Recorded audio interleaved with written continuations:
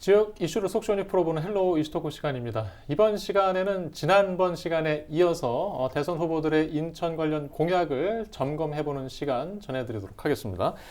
자, 오늘 김은경 인하대 정치외교학과 초빙 교수, 또 이도형 청운대 연구교수 또 나와 함께 해주시겠습니다. 안녕하십니까? 네, 안녕하세요. 예. 네, 안녕하세요. 예, 지난번에 이제 시간이 좀 부족해서 한 절반 정도만 다뤘는데 오늘 나머지 좀 이야기하겠습니다. 이어서 그 인천 대선 관련 공약 중에 지금 그 앞에 강화 남단 경제 자유구역 관련 공약이 공통 공약으로 들어와 있거든요. 네. 자, 이 이야기부터 오늘 좀 시작해 볼까요? 자, 그만큼 중요하고 또 어떤 실현 가능성이 높다고 지금 보고 꺼낸 공약이겠죠? 네네. 이 강화남단 경제자유구역 지정 공약은 인천시가 제1호 공약으로 양 당의 대선 후보들에게 제안한 공약이기도 합니다. 그런 만큼 좀 인천시에서도 미리 좀 준비가 되어 있는 그래서 작년 2024년 말에 최종 지정안에 대한 공식 입장을 좀 내놓은 상태고요. 민주당 이재명 대표와 김문수 국민의힘 김문수 후보가 모두 다 이 공약에 대해서 좀 긍정적으로 좀 수용을 한 상태입니다. 먼저 이재명 후보의 경우에는 강화 남단이 가지고 있는 그 위치상의 여러 가지 이점, 인천국제공항과 굉장히 가깝고 또 수도권과의 접근성도 굉장히 좋습니다. 거기다가 조성 원가를 저렴하게 할 수 있는 좀 이점이 있어서 외국인 기업을 유치하는 데 굉장히 유리한 그런 지역이라고 좀 평가를 하고 있고요. 그 덕분에 이제 소위 신성장 산업이라고 하는 뭐 그린바이오나 스마트 농업 등과 같은 이런 산업들 유치에 최적의 지역이 아닌가라고 평가하고 있습니다. 하지만 이제 이게 지정만이 중요한 것이 아니라 지정된 이후에 이 경제자유구역으로서의 어떤 역할을 제대로 하기 위해서는 제반 여러 가지 조건들이 좀 중요합니다. 인천시는 올해 2025년 말까지 지정을 완료하겠다라는 계획인데 이재명 후보의 경우에는 이걸 좀 1, 2단계로 좀 나눠서 먼저 1단계의 좀 작은 지역부터 조금 지정을 먼저 서두르는 게 어떻겠냐. 그래서 올 안에는 1단계 지역으로만 좀 국한을 해서 경제자유구역 지정을 목표로 하고 있고요. 대신 이제 지정과 함께 여러 가지 뭐 산업 클러스터를 좀 조성한다던가 또 젊은 층들이 유입할 수 있는 여러 가지 제반 조건들, 더군다나 이제 기업을 유치해야 되기 때문에 교통 인프라 같은 것들도 미리 좀 준비가 된 다음에 단계적으로 2단계로 나아가는 것이 조금 더 현실적이고 또 지정의 의미가 있다라고 좀 보고 있습니다. 김문수 후보도 지금 이 지정하는 부분에 대해서는 당연히 지금 수용을 하고 공약으로 제안을 했고요. 그런데 좀 지정 자체에 조금 더 이 강점을 두다 보니까 좀 구체적인 실행 방안에 대해서는 조금 아쉬운 점이 있습니다. 예. 마지막엔 또 이렇게 정리해 주시면 예, 알겠습니다. 자, 균형적인 얘기는 제가 이도현 교수님한테 좀 부탁을 드리겠고요. 일단은 지금 말씀하신 대로 이제 여러 가지 기대 효과들이 있잖아요. 근데 인천에 송도, 청라, 또 영종, 경제자유구역들이 있어 왔지 않습니까? 시너지 내지는 또 그보다 더한 것들을 기대할 수 있을까요? 지금 김은경 교수님께서 앞서 다 얘기한 내용의 반복이라고 볼 수가 있습니다. 그런데 이재명 후보와 김문수 후보의 공약을 좀 이렇게 구체적인 얘기를 했는데요. 기본적으로 방법론에 있어서 차이를 평가할 수 있겠습니다만 저는 기본적으로 강화 남단 경제 자유구역을 두 후보가 다 받아들이고 진행한다는 것 자체에 있어서는 상당히 의미가 있다라고 볼 수가 있을 것 같습니다. 경제 자유구역 되게 중요하고요. 또 실효성이 있고 인천 입장에서는 그리고 인천시가 추진하는 공약 사항으로서는 가장 가능성이 높다라고 생각을 하고 있는데요. 지금 인천에 있는 경제 자유구역 말씀하신 것처럼 송도, 영종, 청라 지금 그 개발률이 지금 90%가량 진행이 됐습니다. 더 이상 첨단 산업단지를 조성할 땅이 없는 상황이기 때문에 뭔가 좀 추가적으로 이제 늘려야 되는 상황일 수밖에 없는 거예요. 그리고 영종에서 강화하는 도로라든지 서해평화도로라든지 더 나아가서 강화에서 계양에 이른 도로라든지 이런 도로가 개통이 되면은 그만큼 공항과 20분 거리가 되는 거 아니겠습니까? 땅값도 말씀하신 것처럼 상당히 저렴하기 때문에 상당히 실현 가능성이 높은 공약이고 그렇기 때문에 이재명 후보, 김문수 후보가 다들 이거를 기꺼이 받아들여 추진하겠다 해도 오히려 이게 빠지는 게 손해가 볼 수 있는 공약이기 때문에 두 후보가 모두 이 공약을 기꺼이 받아들였다고 할 수 있을 것 같고요. 시너지 효과는 상당하죠. 왜냐하면 인천에서 유일하게 농촌 지역이라고 불릴 수 있는 곳이 바로 강화군밖에 없습니다. 그런데 예. 아까 말한 그린 바이오 산단, 뭐 스마트팜이라든지 아니면 대규모 화훼단지 이걸 이제 첨단 산업화하는 뭐 AI라든지 각종 4차 산업과 연계해서 하기에는 너무나 좋은 아이템이다. 그렇기 때문에 이번에 강화 남단 경제자유구역 공약 뭐 상당히 두 후보가 예. 받아들이겠습니다만은 잘 되기를 기대하고요. 이게 또 인천뿐만 아니라 대한민국의 미래 먹거리로 예. 더 나갈 수 있는 한 발 더 나가면은 뭐 뒤에서 좀 얘기를 하겠습니다만은 서해 평화도로와 연계해가지고 남북 교류에 그리고 남북 경협 경제 협력에 또 교두가 될 수 있는 여러 가지 장점이 있는 사업이 아닐까라고 평가를 하고 싶습니다. 예. 지금 인천 공약 위주로 좀 얘기하고 있는데 이제 수도권과 같이 좀 감안해야 될 부동산 얘기도 좀 해보겠습니다. 지난 대선 때는 말이죠. 후보들이 뭐 철도 공약, 그다음에 부동산 공약 앞세우면서 관심을 표심을 유도했던 기억이 있는데 이번에는 양상이 달라요. 네. 부동산의 뭐 침체기이기도 뭐 때문입니다만은 왜 이런 현상인지 규제나 완화 좀 이런 것들을 앞에 내세우지 않는 이유가 뭘까요? 일단은 과거에 이 정책, 이 공약만으로 뭔가 현실화되는 부분들에 대해서 사실 조금은 회의감과 또 이제 기대감이 좀 떨어진 부분들이 우선 있는 것 같습니다. 네. 그런데 그래도 지금 이제 여러 후보들이 이제 관련 공약들을 내놨거든요. 그 이유는 이 해당 지역이 거의 한 100만 명의 유권자가 네. 직접적으로 이제 관련된 지역입니다. 그러다 보니까 유권자의 표심을 얻는데 또 이것만한 또 중요한 공약은 좀 없어 보여요. 그래서 이제 노후 도심들을 좀 개발하고 일기 신도시를 좀 재개발하는, 재건축하는 부분들에 대해서 충분히 어떤 주거 환경 개선을 위한 좋은 어떤 공약으로 다들 제안을 하고 있습니다. 공통적으로는 이제 규제 완화하겠다. 그리고 용적률을 높이겠다 하는 것들은 제가 보니까 뭐 개혁 신당까지도 이 부분들은 다 공통적으로 가져가고 있습니다. 근데 이제 이재명 후보 같은 경우에는 단순히 이게 뭐 재건축 재개발을 넘어서 도시 전체가 이제 도시로서의 인프라를 갖추는 부분들을 좀 같이 가져가야 된다라는 점을 좀 강조하면서 뭐 교통이나 주차 또 뭐 신재생 에너지를 도입한 스마트 어떤 이 도시화 이런 부분들을 조금 더 같이 가는 쪽으로 이 지역의 재개발 또는 이제 노후도심 개발 사업들을 추진을 하고 있고요. 반면에 김문수 후보는 물론 이제 규제 완화하겠다라는 부분들은 같은데 이 재건축 재개발 관련한 어떤 권한도 좀 기초 자치단체로 조금 다 이양을 하겠다라는 점이 좀 다르고 또 15년 이상 된 어떤 이 사업 기간들을 좀 단축하겠다라는 좀 공약도 내세운 상황입니다. 그런데 이제 두 후보의 차이는 크게는 이제 한 가지로 볼 수 있는데요. 재건축 초과 이익 환수제에 대해서 두 후보가 좀 입장이 다릅니다. 김문수 후보는 즉각 폐지하겠다는 입장이고요. 이와 다르게 이재명 후보는 조금 논란이 있는 부분이기 때문에 완화는 하되 조금 더 검토가 필요하다라는 좀 신중한 입장을 보이고 있습니다. 예. 일단 그 민주당 입장에서 기존의 부동산 규제 정책 기조를 유지할지 또 아닐지는 대선 이후의 상황을 굉장히 궁금해하는 분들이 많아요. 자, 그래서 이 이야기는 아마 따로 떼서 더 해볼 사안이기도 할 것 같습니다. 자, 계속 이야기 해보겠습니다. 부동산 공급 대책 그 공약에서만 보면 말이죠. 예. 일단 공급이 수도권에서 계속 부족하기 때문에 시장 안정화 때문에 대책은 나와야 되는데 지금 어떤 이야기까지 하고 있습니까? 더불어민주당 그리고 국민의힘 개혁신당까지 공급을 확대하겠다는 정책에 대해서 다 공감을 하고 있습니다. 공급을 확대를 해서 이제 부동산 시장을 안정화시키겠다라는 것은 큰 틀에서는 같다고 할 수가 있는데요. 그런 의미에서 민주당에서 가장 눈에 띄는 정책 중에 하나가 바로 4기 신도시를 지정 추진하겠다는 게 가장 눈에 띄는 부분이라고 할 수가 있습니다. 그 부분은 좀 뒤에서 얘기를 하고요. 이외에도 노후 공공청사라든지 유휴 국공유지를 활용해서 공공주택을 좀 만들겠다.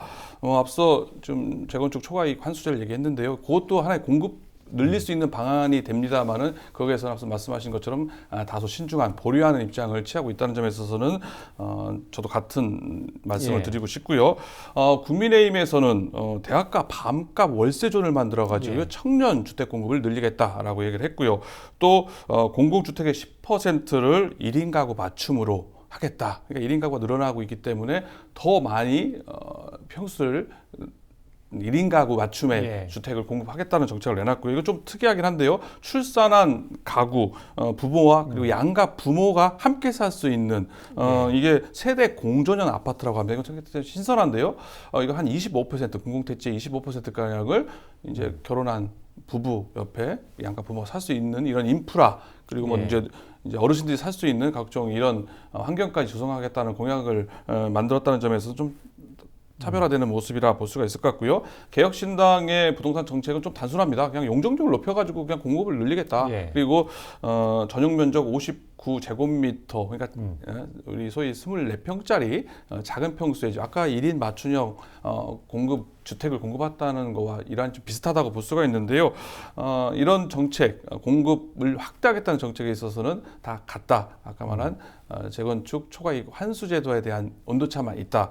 더 나아가서 개혁신당 공약 하나 소개하자면은 지방 미분양을 해결하기 위해서 임대 등록제를 활성화하겠다라는 공약까지 이제 부동산 정책으로 꼽을 수 있을 것 같습니다. 이 4기 신도시 얘기도 스마트 신도시라는 표현으로 좀 나왔던 것 네. 같은데 결국에는 그 정도 물량의 공급이 필요하다는 뭐 그렇게 시각인가요? 네, 그렇죠. 지금 이제 김문수 후보 같은 경우에는 지금 이제 청년과 신혼부부, 무주택자들을 예. 위한 이 공급, 주택 공급을 얘기하는데 지금 이재명 후보의 경우에는 이 4기 신도시를 지금 그들을 대상으로 더 특화된 스마트 도시를 만들겠다라는 겁니다. 물론 지금 우려는 좀 있습니다. 지금 3기 신도시도 지금 여러 가지 부분들이 좀 더디게 진행되고 있어서 좀 이 시장에서 좀 우려하는 부분이 있으나 여전히 이제 주택 공급은 조금 더 적극적으로 지금 국가가 추진해야 되는 사업이기 때문에 이 4기 신도시에 대한 이제 밑그림 정도를 이번 공약에서는 발표를 한 것이고 지금 먼저 말씀드렸던 지금 이제 노후된 1기 신도시라든가 또 이제 기존의 어떤 노후 도시들을 조금 재정비하는 가운데서 4기 신도시는 그 이후에 조금 더 진행하는 쪽으로 가는 것이 조금 더 현실적이지 않을까 생각합니다. 예. 일단 우리가 이제 이 이야기는 쉽지 않다는 거를 겪어서 알고 있어서 유권자들의 관심이 그렇게 커 보이진 않아요. 예. 그래서 뭐 공약 우선순위에서도 조금 뒤에 있는 것 같긴 한데 일단 계속 지켜보겠습니다. 자, 인천 이야기 조금 더 파고들어서 해볼까요? 인천에서 계속 요구했지만 쉽지 않았던 감염병 전문 병원. 지금 대선 후보들이 관련 이야기 공약을 좀 내놓고 있습니까? 지금 어떤 내용이죠? 일단 좀 눈에 띄는 후보가 이재명 후보입니다. 왜냐하면 이제 성남 의료원의 경험도 있고 그 코로나 시기에 그 광역단체장을 했던 그런 경험들이 아무래도 그때 이제 코로나를 이겨야 되는 그 과정에서 좀 많은 좀 그 고민들과 또 이제 지역의 이 의료 인프라에 대한 좀 부족함들을 좀 느끼지 않았나라는 생각이 듭니다. 그래서 이번에 아플 때 국민 누구나 걱정 없는 그런 나라를 만들겠다는 게 또 이번 강조된 공약 중에 하나인데요. 이제 이거의 핵심은 공공의료를 강화하겠다는 겁니다. 지금 인천에서는 이제 감염병 전문병원이 저희도 코로나 때부터 이걸 이제 유치를 하려고 이제 여러 번 시도를 했는데 계속 이제 낙방을 했죠. 떨어졌는데 이번에는 이제 별도로 아예 좀 건립하는 것에 대해서 좀 검토를 해달라라고 제안을 했고 민주당 쪽에서도 한번 적극적으로 검토해 보겠다. 라는 입장이긴 합니다. 그런데 이제 병원 하나를 건립하는 게 이렇게 쉬운 문제는 아니기 때문에 김문수 후보는 이제 이 부분에 대해서 구체적으로 건립하겠다 이렇게 공약을 내세우지는 않았고 사실 민주당도 건립을 적극적으로 검토하겠다는 수준이긴 합니다. 그러니까 이걸 진짜 말 그대로 이 표를 얻기 위해서 병원 하나 지어줄게 라고 이렇게 얘기하는 것은 제가 볼 땐 어느 후보에게도 도움이 되지 않는 것이고 또 인천 시민들 입장에서도 여러 번 경험이 있기 때문에 뭐 지어준다는 말을 그대로 믿지는 않습니다. 그래서 좀 더 현실적인 게 지금 인천의료원을 조금 더 지원을 강화하고 그리고 국가가 할 수 있는 공공의료의 영역들 감염이라든가 응급이라든가 이런 부분들은 국가가 조금 더 책임을 지는 방향으로 체계를 바꾸는 이게 먼저 선행되어야 하고 민주당에서도 좀 그런 얘기를 하고 있습니다. 예. 일단 뭐 시립의료원 이 인천시 제2의료원 이것도 지금 추진을 하고 있는데 쉽지 않은 상황이잖아요. 뭐 이런 변화들이 이번 대선 이후에 좀 바뀔 수 있을까요? 바꿀 수 있을 거라 생각을 합니다. 지금 이재명 후보가 이제 공공의대를 만들고 또 지자체 주도의 공공의료원을 지금 강화하겠다라는 게 지금 어떻게 보면 공약이라고 할 수 있는 상황입니다. 민노당의 이제 권영국 후보 역시 좀 비슷한 맥락을 하고 있는데요.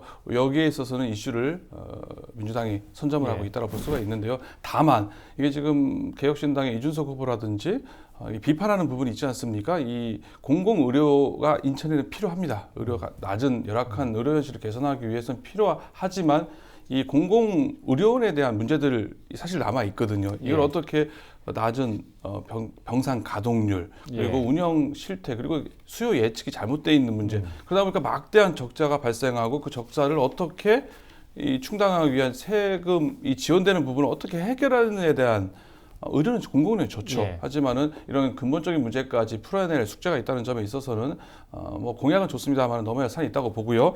감염병 전문병원 얘기를 하셨는데 사실 이건 문제가 많습니다. 인천이 감염병 전문병원을 가장 먼저 돼야 될 게 바로 인천이라고 할 수가 있습니다. 왜냐하면은 그 항만 그리고 공항이 있는 관문도시로서 외국인 출입이 잦은 곳인데도 불구하고 지금 우리가 안 됐거든요. 맨 먼저 호남에 있는 조선대병원을 시작으로 해서 영남권, 중부권 순천대병원까지 그러다 보니까 이게 또 제대로 안 되고 있습니다. 지금 그러다 보니까 복지부에서 엉뚱한 데를 먼저 선정해 놓고 이게 제대로 안 되니까 추가 지정을 안 하고 있는 가장 필요한 인천 감염병 전문병원 무엇보다 필요한 데가 안 되고 있는데요. 이번에 공공의료를 확대하겠다는 이런 전반적인 이제 공약을 바탕으로 해서 정치권 좀 힘을 모아서 저는 감염병 전문병원만큼은 가장 우선순위로 이거는 들어와야 된다라고 생각을 하고 있습니다. 지금 개혁신당이나 민주노동당은 공공의료나 뭐 감염병 의료원 관련해서 입장이 나온 게 있습니까? 뭐 개혁신당 이준석 후보는 뭐 공공의료를 전국적으로 확대하겠다는 이재명 후보 공약에 대해 상당히 비판적인 입장을 취하고 있습니다. 이번에 성남의료원을 방문한 것도 애둘러 이런 것을 흠집잡기 위한 비판하기 위한 거라 볼 수가 있는데요. 아까 말씀드렸던 것처럼 이 공공의료원에 대한 이 적자 상태가 상당히 심각합니다. 이 문제를 해결하지 않고 늘리기만 하면 어떡할 것이냐라는 문제 제기를 하고 있는 건데요. 물론 이준석 후보가 비판만 하고 있습니다. 그에 대한 더 좋은 대안이라든지 그럼 어떻게 하겠다느냐에 대한 이런 대책은 내놓고 있지 않고 그냥 비판 일색이라는 점에 있어서 좀 아쉽긴 합니다만 어쨌거나 실제 공공의료원 운영에 따르는 각종 부작용, 문제점에 대한 문제는 충분히 고민해야 될 지점이라고 생각을 하고요. 민주노동당 권영국 후보는 뭐 복지국가를 넘어서 아예 돌봄국가로 가야 된다라고 하면서 뭐 공공의료, 지역의료를 더 확대하자는 입장이라고 볼 수가 있습니다. 그렇기 때문에 의료격차 해소를 위해서는 뭐 민노당의 공약 역시 민주당과 개를 같이 한다고 볼 수가 있고요. 더 나아가서 뭐 사실 실현 가능성은 잘 모르겠습니다만은 개인 국민이 온 국민 전 국민의 개인 부담금을 자기 부담금을 100만 원 이하로 모든 의료를 받게 하겠다라는 공약까지 내놨는데요. 뭐 실현 가능성은 좀 낮다고 생각을 합니다. 한 가지 더 얘기해 보겠습니다. 지금 해사법원 유치 관련해서 부산과 인천 사이에서 이재명 후보가 상당히 곤란할 수 있을 것 같아요. 하지만 저희는 인천 시각에서 좀 이야기해 보겠습니다. 자, 해사법원이 부산으로 간다면 그러면 인천에서 뭐 좋을 일 없잖아요. 네네. 지금 어떻게 받아들여야 됩니까? 인천이 해사법원 유치를 위해서 이것 또한 좀 오래전부터 지역사회에서 같이 좀 준비했던 그런 사업이긴 한데요. 이게 이제 저희가 이제 언론 보도에 조금 잘못 나간 부분이 이재명 후보가 지난 4월에 부산에 가서 이 해사법원을 부산에 유치하겠다. 설치하겠다라는 이제 얘기를 한 것에서 그러면 이제 해사법원도 부산에 뺏기는 거냐라는 그런 또 이제 지역의 그 원성이 좀 있었는데 이재명 후보의 지금 최종 공약에 담긴 이 해사법원 관련한 내용은 부산과 인천에 두 개의 그러니까 이원화된 법원을 설치하겠다. 해사법원을 설치하고 인천은 국제 해사 사건을 중심으로 한 해사법원을 설치하겠다라는 게 이제 공약으로 세워진 상태입니다. 지금 이제 그 민주당 후보 이재명 후보가 이 세종으로의 그 행정 이전과 관련해서 해수부를 부산으로 옮기겠다라는 것 때문에 인천 시민들이 혹시나 거기에 소외감을 느낄까 싶어서 저는 이 해사법원만은 인천에 분명히 설치할 것이다. 현재는 이원화된 시스템이지만 상황을 봐서 이제 인천에만 설치하는 방안도 저는 뭐 최종적으로는 고려해 볼 수 있을 것 같아서 현재 해사법원은 민주당 공약에는 충분히 좀 담겨 있고 또 추진 가능성도 굉장히 높다고 봅니다. 인천에 본원이 생기는 건가요? 분원이 생기는 건가요? 그러니까 분원 보는 개념이 아니고요. 이제 이원화된. 네. 알겠습니다.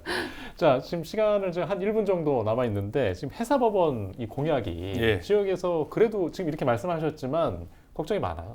처음에는 논란이 많았었습니다. 예. 왜냐하면 인천을 지역구로 하는 이재명 후보가 부산에 가서 해사법원을 유치하겠다, 해수를 이전하겠다 얘기하면서 논란이 됐는데요. 지금 교수님 말씀하신 것처럼 어쨌거나 이원하겠다는 이게 민주당 공약이기 때문에 이재명 후보도 엊그저께 인천에 왔을 때 그 문제를 아예 언론화되지도 않았었습니다. 오히려 해수부를 가는 거에 대해서 조금 불만이 있으실 것 같은데 인천은 인천 나름대로 발전 가능성이 있다라고 한 걸 보니까 해사법원 문제는 아까 말한 이원화로 풀릴 수 있는 문제라서 그건 그렇게 논란이 되지 않을 것 같고요. 인천이 제대로 된 국제 사건을 담당하는 해사법원으로 자리매김하는 역할을 해 나가는 게 더 중요하지 않을까 싶습니다. 예, 알겠습니다. 일단 오늘 시간 관계상 일단 여기까지 얘기하겠는데요. 이제 투표, 선거만 남아 있습니다. 시청자 여러분들께서도 꼼꼼히 살펴보시고 지역 발전에 어떤 후보가 도움이 될 것인지 현명한 선택을 하시기 바라겠습니다. 자, 이슈토크 오늘 수사는 여기서 마칩니다. 시청해주신 여러분 고맙습니다.